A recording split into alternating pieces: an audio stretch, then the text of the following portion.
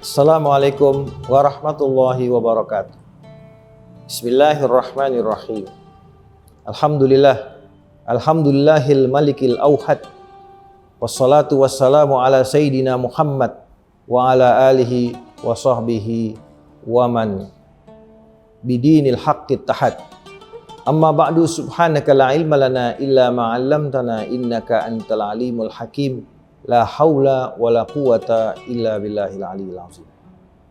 Pemirsa, di antara salah satu bahkan yang paling utama daripada diutusnya Rasulullah sallallahu alaihi wasallam, dikatakan oleh beliau sendiri, innama bu'ithtu liutammima makarimal akhlak. Sungguhnya aku diutus, sebenarnya innama itu adatul hasri, hanya saja membatasi. Aku diutus itu untuk menyempurnakan akhlak-akhlak mulia. Bukan berarti tidak ada akhlak mulia sebelum Rasulullah. Karena kata-kata menyempurnakan artinya sudah ada sebelumnya. Tapi Rasulullah hadir untuk menyempurnakan itu. Makarimal akhlak, akhlak yang mulia. Maka sejarah hidup Rasulullah adalah sejarah akhlak.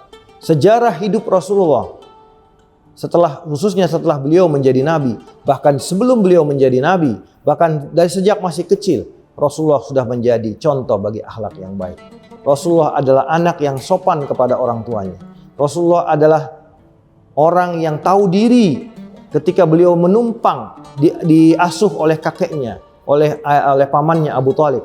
Beliau sangat tahu diri dan tidak pernah merepotkan. Dan beliau rela menjadi penggembala kambing dan sebagainya hanya untuk membantu pamannya Abu Thalib. Ketika beliau diajak untuk berniaga, berdagang ke Syam, maka Rasulullah pun melakukannya dengan baik dan profesional. Ketika bekerja dengan Siti Khadijah, saudagar Mekah, maka Rasulullah pun melakukannya dengan sangat profesional. Itulah akhlak yang baik. Itulah cerminan yang baik. Sehingga Siti Khadijah pun terpikat dan kemudian melamar beliau, menjadikan beliau sebagai suaminya. Para hadirin sekalian, bahkan ketika satu peperangan perselisihan di kalangan masyarakat Quraisy pada saat itu, siapa yang akan mengangkat Hajar Aswad ini? Maka Rasulullah tampil sebagai penengah. Maka beliaulah berhasil menyatukan kabilah-kabilah ataupun klan-klan yang ada di Mekah itu bersatu mengangkat Hajar Aswad. Begitu juga beliau digelari Al-Amin, yaitu orang yang sangat dipercaya. Apa itu Al-Amin? Orang yang kalau dititipi apapun, saya katakan Rasulullah itu mungkin adalah bank pertama di dunia. Karena orang yang pergi ke Mekah dan akan pergi kembali ke negeri yang jauh, mereka menitipkan harta bendanya kepada Rasulullah dengan aman, tanpa takut ada yang dikurangi atau ada yang rusak. Karena Rasulullah menerima titipan-titipan itu dengan sangat baik. Maka terkenalah beliau dengan Al-Amin. Dalam urusan keuangan, dalam urusan perniagaan, Rasulullah terkenal dengan kejujurannya. Itulah Al-Amin, orang yang paling dipercaya di kota Mekah. Inilah adalah akhlak yang mulia. Setelah beliau diutus menjadi Rasul, maka akhlak ini semakin lagi mulianya. Bahkan banyak peristiwa-peristiwa yang membuat hati kita pun menangis mendengar kisahnya. Bagaimana Rasulullah disakiti oleh kaumnya, oleh keluarganya di Mekah. Beliau tidak membalas. Beliau dilempari kotoran. Beliau dilempari batu. Beliau di segala macam hinaan dan cacian. Di dalam beliau berdakwah, beliau tidak membalasnya dengan penuh kekerasan. Ketika kemudian keadaan tidak memungkinkan dan terjadilah hijrah ke kota Madinah. Di sana Rasulullah membangun kekuatan dengan para sahabat dan antara kaum Muhajirin dan kaum Ansar. Di situ Islam menjadi sangat kuat dan kemudian mulailah terjadi konfrontasi militer. Namun akhlak Rasulullah tetap akhlak yang mulia. Rasulullah tetap menunjukkan sebagai pemimpin yang bijaksana. Bahkan banyak terjadi Rasulullah rela berkorban untuk orang-orang yang ada di sekitarnya. Sering terjadi Rasulullah menerima hadiah begitu besar. Pernah satu ketika Rasulullah menerima hadiah yang sangat besar dan beliau langsung bagikan kepada orang-orang di Madinah, para sahabat saat itu.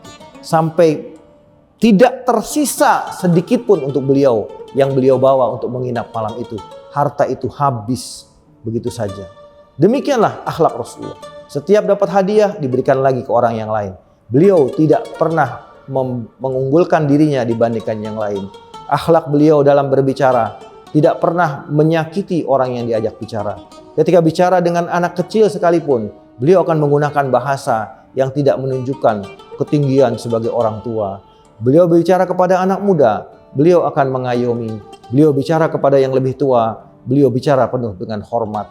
Itulah akhlak Rasulullah. Bagaimana cara berjalannya, bagaimana cara bergaulnya. Bahkan seorang pembantu beliau yang bernama Anas bin Malik radhiyallahu an mengatakan, aku bersama Rasulullah 10 tahun mengabdi bekerja di rumahnya. Tidak pernah beliau mengatakan kepada apa yang aku lakukan, mengapa engkau lakukan? Dan tidak pernah mengatakan kepada apa yang tidak aku lakukan, mengapa tidak engkau lakukan? Itu adalah merupakan bentuk penghormatan beliau hatta kepada seorang bujang yang masih sangat muda, remaja, yang bernama Anas bin Malik yang bekerja kepadanya. Dan seluruh orang-orang yang bersama Rasulullah merasakan. Sehingga Sayyidina Ali karramallahu wajhah mengatakan, barang siapa yang berjumpa dengannya akan mencintainya. Dan barang siapa yang kenal dengannya akan segan dan begitu takut kepadanya. Begitu besar wibawa Rasulullah SAW. Akhlak ini ditunjukkan di dalam berbagai segi kehidupan. Pernah beliau diberikan keranjang anggur itu kemudian diberikan di hadapan para sahabat. Sahabat tidak ada yang diberikan, semuanya dimakan langsung oleh Rasulullah SAW. Sahabat bertanya dalam hati, kok tumben Rasulullah nggak bagi-bagi?